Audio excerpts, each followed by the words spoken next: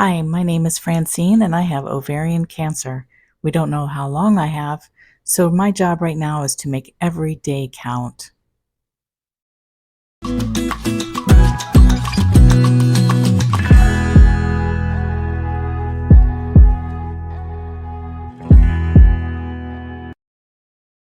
I love talking about memories, but I wouldn't want to go there again even if I had the energy, But I think every little experience we have along the way culminates into self-reflection as you get older, whether you're dying actively or not. It's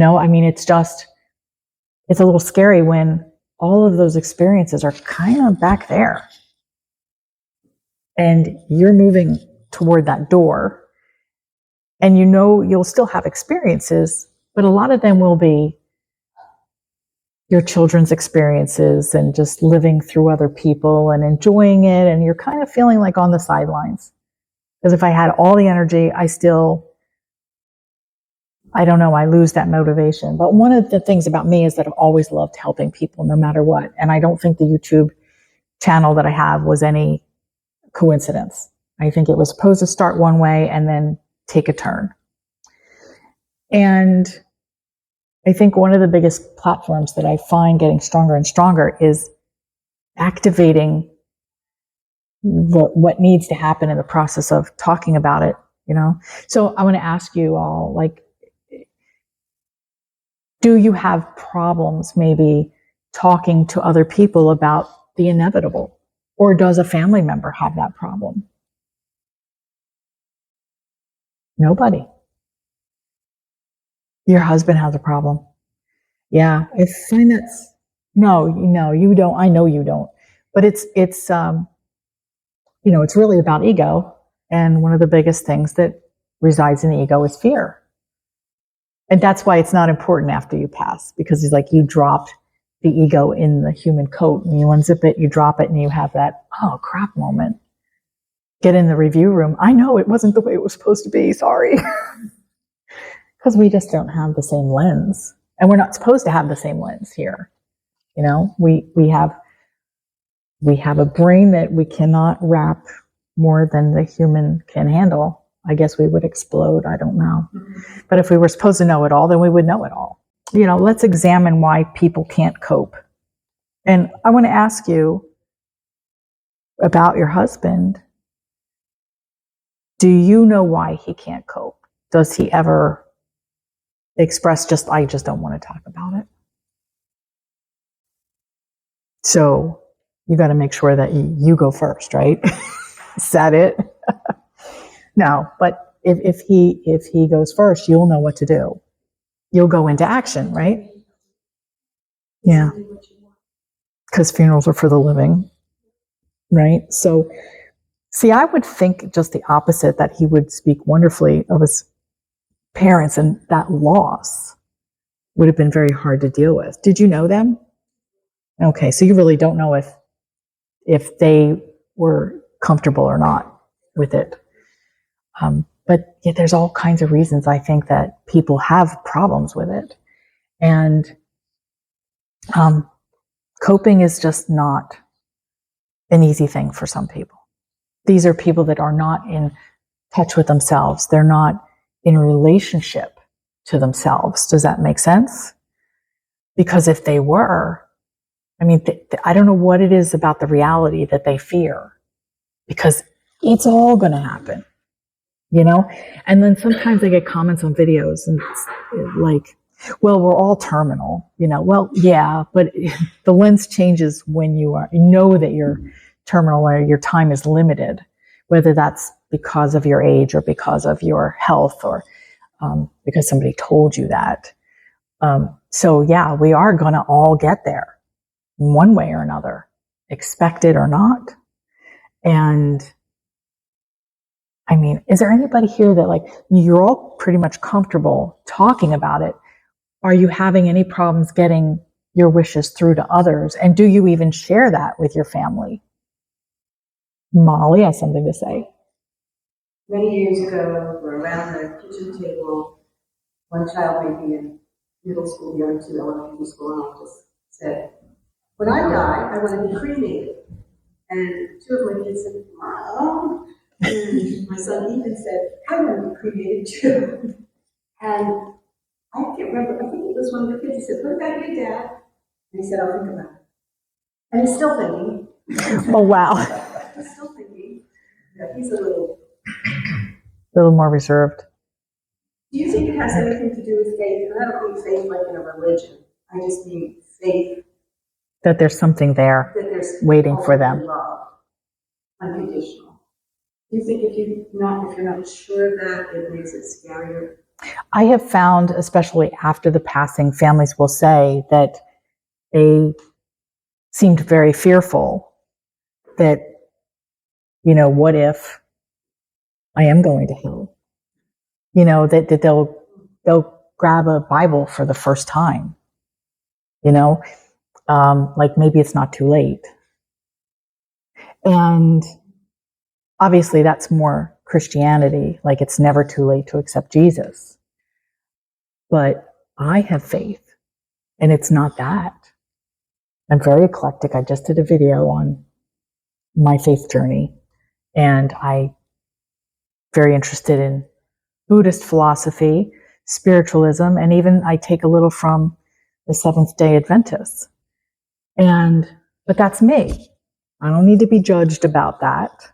But there are people that are agnostic, or maybe even atheists, that they've lived that way, and now suddenly they know that time is coming, and, well, what if I'm wrong? I really need to, I'm afraid that there will be nothing. So I had said to my husband, Chris, not long ago, actually, because there was somebody who was trying to convince me that there's nothing. And I said, what if I'm wrong? What if there's nothing? This is it. And he said, well, one of two things is going to happen. Either you'll get there and they were wrong and you were right, and you'll meet all your ascended masters and your peeps. Or there will be nothing, and you won't have any regrets because there will be nothing. You will just cease and it'll be fine. So either way, I guess, is fine. The one thing I don't think is going to happen is I'm not going to be thrown into a fiery pit of, fiery hell. I don't subscribe to that fear. Yeah. One of my customers asked me that yesterday. Really? He said, how do you know that you're not going to hell? I said, I know you know it. Is it how you know? Faith. And faith is it's really the only right answer. Because there's still going to be things you don't know. There are things like I can be in medium from, for 8 hours, I'm never going to get all the answers. Even if I'm just like in a meditative state in a zone for that long, it is something you just know in the gut. But like I said before, we're not supposed to know it all. Otherwise, that would be awesome. I was very blessed that I was raised with some spirituality, but my mother was a spiritualist. And so I was exposed to something like this church since I was a little girl. But she always emphasized that I can make my own choices, and never said, this is the way it is. I remember being a little girl, and my mom used to go down to the Edward Casey Foundation for classes and stuff, and I was a little jelly, but I was 12.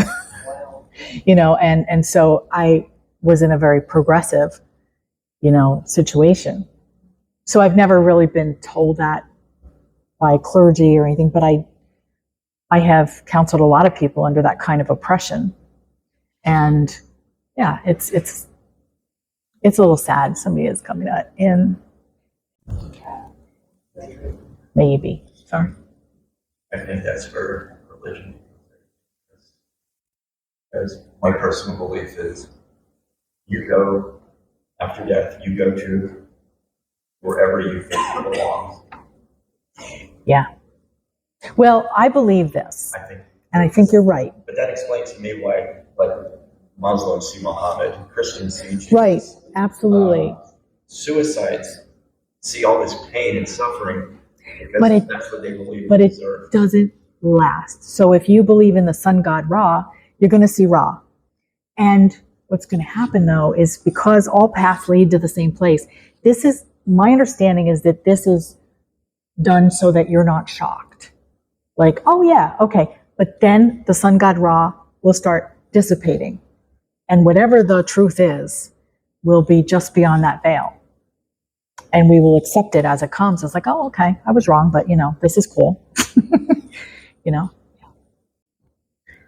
Hi, come on in. I think that one of the things about religion, that people that are devout, theirs is always right. Theirs is always right. The right path, right? What if you're not religious? Well, even if you're a philosophy, it's just what you believe in. A lot of people are just, you're right, and then I think with us, okay, as a group, because we're all very metaphysically minded, we're more flexible. And we're metaphysical, but we're also multi-denominational, like that flag, coexists. We are all non-denominational in some ways. So unless you've had experience growing up, don't subscribe to that we are right. We're flexible. And it's one of the things that I think allow us to accept each other. Because if you're of a certain religion, and I'm talking about many of them, if you don't comply to that particular doctrine and that dogma, then you aren't one of us. And you're going to hell. That's always the answer. You're just going to hell. I mean, there's just too much of it. There's just too much control. And that's one of the reasons I like a place like this. This is a great chapel, and it's just live and let live. And we have so many different gods and deities and ascended masters that are part of the service. Today's reading might be a scripture from the Bible, or it might be a spiritualist poet, and I like that. We make room. And if you don't resonate with something here, it's okay. Because we're all from different walks of life. But the one thing we have in common is we're all going to die. Exactly. You saw that coming, right? So, having difficult conversations with our families. Anybody has had that at all? You've had that problem with your husband, right? And my uncle now. And your uncle now. I'm trying to encourage him. I gave him a book. I gave him 2 pens in case one ran out of ink. The first pen's never run out. You really have that covered, right? Well, does anybody have any suggestions on how we can open up that dialogue, whether it's with family or a best friend, or we all know somebody who just doesn't want to deal with stuff. Sometimes it's not even death. It's just... We have to be prepared that the door will be slammed in all places and you can't take it personally. But sometimes down the road, they may open the door. Yeah. It's like just a little bit at a time, right? And it's always a little bit easier, like not easy on somebody who's actively dying slowly. But when someone dies suddenly, you didn't get that closure. And your mother had time, well, you girls had time to know the time was coming. So there was some anticipatory grief on your part. But had she been healthy, as far as you knew, and she just, passed in her sleep, we all want that, don't we? Like, I don't want to go through suffering. Nobody wants to go through suffering. But it hurts a lot more for the people left behind because there's a sense of preparation. But that's when people, you balance your human life with spirituality. And the more you can stay up in the upper chakras, the more accepting it is and the easier it is for you to talk about. But if your lower chakras are not balanced because of fear, it's kind of like just the opposite effect. It's like, then I don't want to go, I don't want to go either, but I don't want to be afraid to go. I was talking about this Death with Dignity in Vermont. Well, if I go up and I want to hasten my death. When my time comes, they give me the medicine and I take it. I have to take it in Vermont, by the way. I can't just bring it home. And a lot of people that live there, they can just take it home and just go when they're ready. So I've heard just carry it around in their pockets just for empowerment. But a third of the people, they say, don't follow through. So they don't follow through. So there is definitely fear. It's just, I have seen videos of people that go through this, not the whole process, but just before they're given the medication. And they just say, okay, I'm ready, But is it maybe because they're in just so much pain that's just easier, right?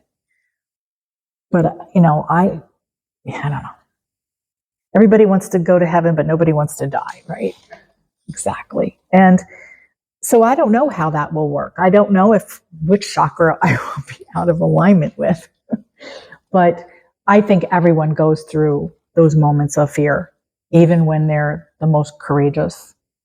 It's certainly easy for me to prep, certainly easy for me to have a garage sale and make things easier on my husband.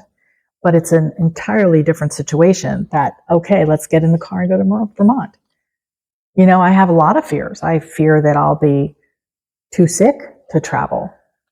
And I've already toured the Mountville, I think, or Mount Joy.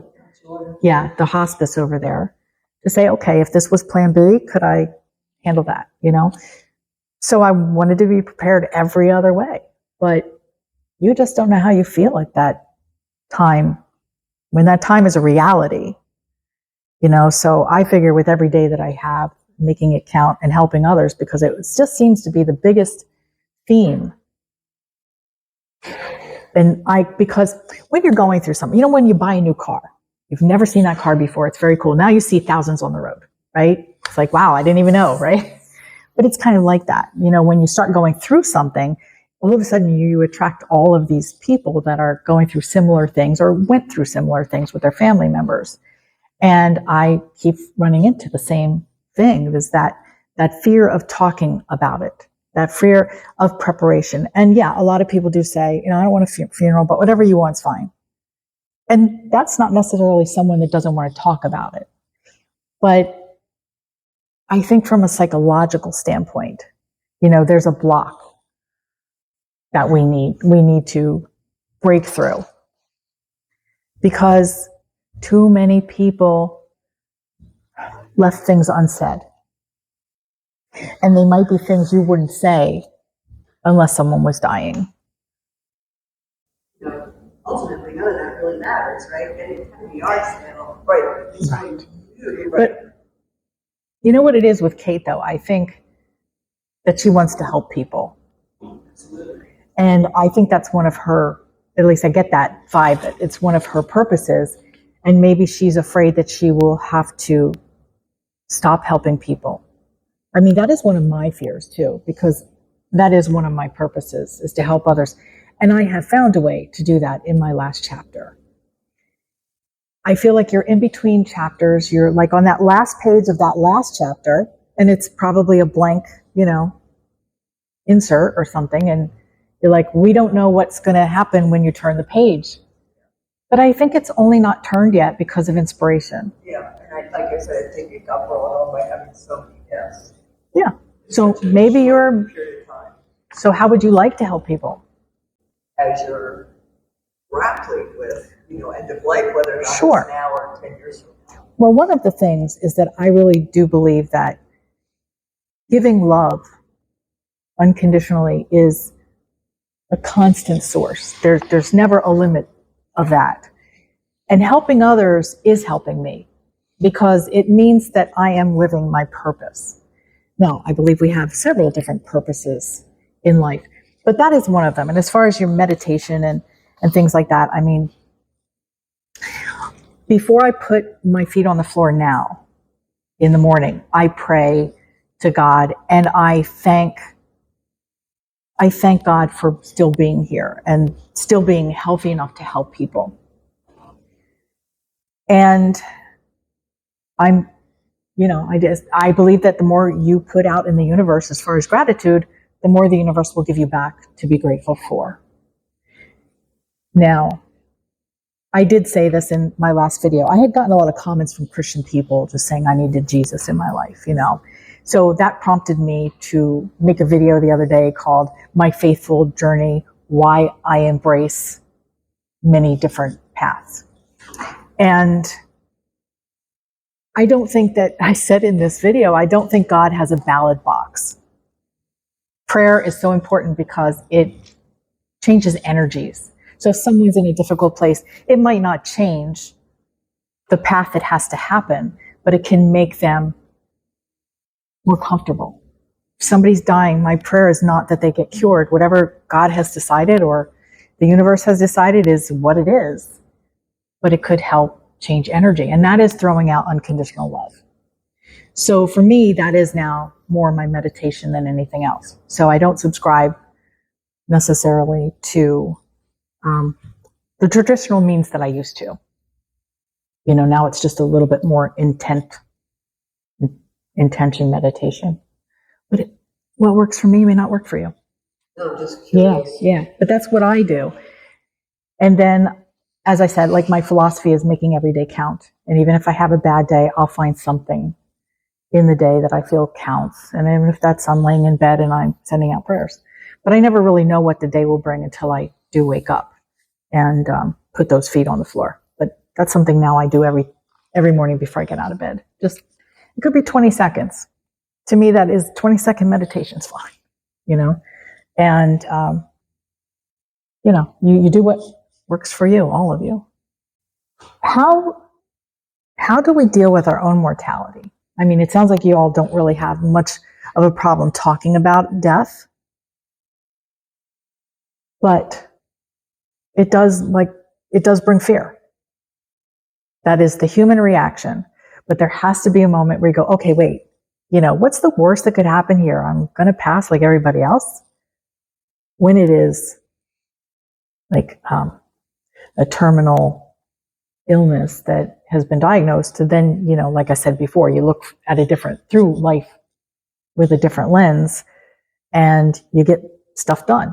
Not everybody does that, but that's how I dealt with it. Was I needed to make, because, you know, you and I are service-oriented people, I needed to make sure that all my loved ones were, you know, going to be okay. I mean, not that I had to worry about finances or something like that, you know, but, you know, hey, Chris, are you going to sell the house? Are you going to be able to afford to, you know, continue on with the house? Or, and, you know, there's certain things like my stepchild lives with their mom, and I really want this kid to move in before. I want those two to be together. And it looks like that's going to happen this summer. So there are just certain things I've been working toward. But I have to tell you, I mean, I think that I did an okay job, but there's no way that it's going to be perfect. And I can't help those 5 steps of grieving that we talked about earlier. Grief is going to happen. But anticipatory grief counseling is really, really important. And then afterwards, grief counseling. Has anybody used professional, you know, support groups or grief counselors before? You have? That helped with your mom, right? Anybody? Once teaching a few sessions, but all they did was make me cry more. Because sometimes there's just a lot to get out. Good. Yeah, crying is good. Your husband may not agree, but crying is good. So I think music is, and I think if it makes you cry, that's okay too. I know that's the problem with having difficult people that can't handle it. They don't want to cry. They don't want to listen to that sad music. And it reminds me of when I was a teenager, and I think we all did that when we had our first breakup, right? And you would listen to every song that made you cry deliberately. Like, I just want to like pick the scab, you know? So it's like the first thing I tell a younger person is just, no, don't listen to music if you don't want to do it, you know? But I think it is healing, you know, but I did that for so long with one person that I just was so in love with that it kept me from moving on for like 2 years. And so the grief is grief, regardless of what you lose. But if we can see that coming, when we're young, it's kind of like, yeah, it'll happen one day. One day's here. And we want to be as prepared as possible. So is there anyone like kind of have somebody else in your life that is getting ready at all? Nobody. Okay. The dog. 17 now. Kind of dog? Black mixed dog, 50 pounds. Yeah. How long have you had him? Since 2011. Well, that's born in 2001. Yeah. They said she was 3 years old when she was arrested. and I'll bet that's going to be hard. It will be very hard. Yeah. I'm not trying not to think about it, but every day she keeps on going, doesn't she? She does. I think, and I'm sure that you hold Marshall and you talk to him, and maybe it's that conversation that you need to have with the dog. That alone time, cuddle up, and tell them that it's okay, and that tell me when the time is. They tell us. Yeah, they tell you. My dog did too, and it's not an easy thing. One of the things is I had a Pomeranian who just couldn't get comfortable. There was so much arthritis that they would keep going like this and then sitting and then going to another corner because they thought the place was the painful part. And one day I started to cry. I said, we have to let this dog go. Now, one of the things that always was bothering me about this, I wanted this dog to always look out the window in the car because she would always be in my lap and she just was oblivious to the car window, and my ex-husband drove us to the vet and, said, why don't you hold her? And all of a sudden she looks out the window. I unrolled the window and it was like, yeah, I'm going to do this for you. I really felt like she was doing that for me because, dogs have their own personalities and cats do too. They're not always, I have 2 cats at home that I love dearly, but they're not cuddlers. They don't want to be picked up. Doesn't take away from anything. But my dog Boo Boo, looking out the window the whole way, it's like, this is, I'm ready. And, that's hard. There's no way you're not going to cry. But it's healing. It's part of the healing process. So the grief steps that we talked about earlier really apply to any kind of loss. You're going to have to go through them. But the more anticipatory grief we can do, the easier it is going to be. It's never going to be easy. But like I said, it's so much easier when someone is sick and you're expecting it because you're grieving already than someone that just passes in their sleep and you didn't expect it, and we don't wish the suffering on anyone, but that does become a little easier for us to let go. They're out of pain and, we knew it was coming. And sudden deaths they're the hardest. They really are. Right? So let's move on to, we're talking about dealing with our own mortality. These are all just things that, opening up the dialogue really is the answer to that. So the dying process. So we've all been through watching people have very difficult deaths. And I'm not going to, we don't need to go through that. But I wanted to recommend a YouTube channel called Hospice Nurse Julie. And she does all kinds of videos. Like if you ever are dealing with that, she talks about the death process. If you don't understand and you're sitting in hospice with someone, that these are the stages that somebody's actively dying. Because we can't talk about it, we certainly don't want to sit there and watch it, right?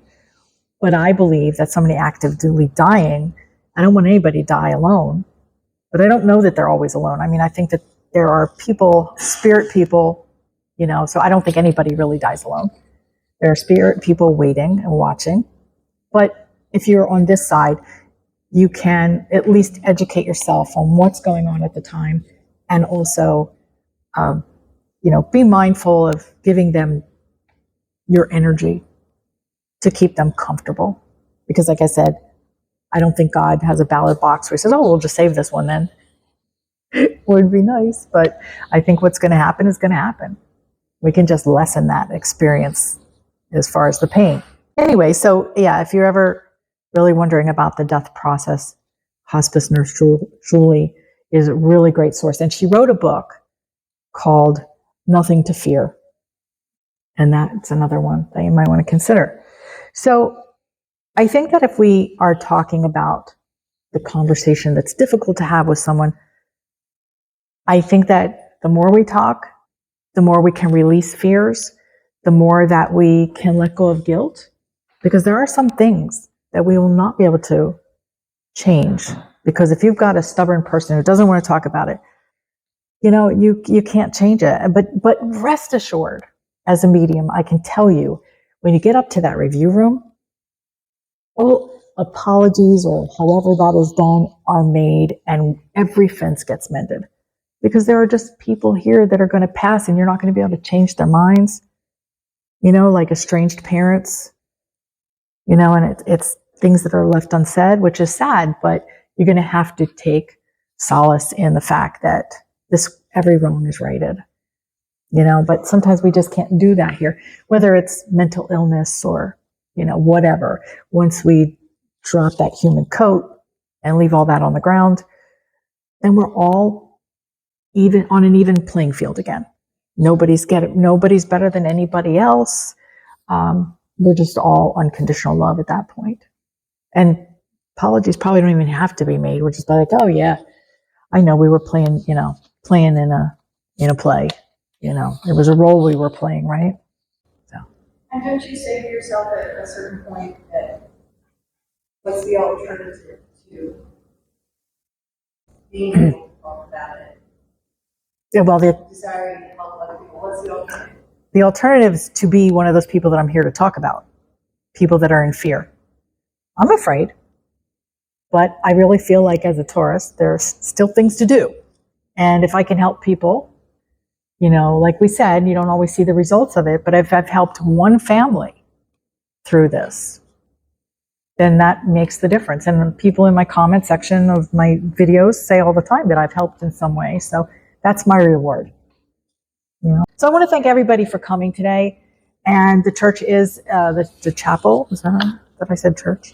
Church is the chapel. Yes, the chapel church is accepting love offerings for the workshop. So you can see Reverend Molly for that. Oh, there's a basket. Okay, so you can do that. All right, but not obligatory, but definitely appreciated. And I want to thank you all for coming. Thank you. Okay, bye.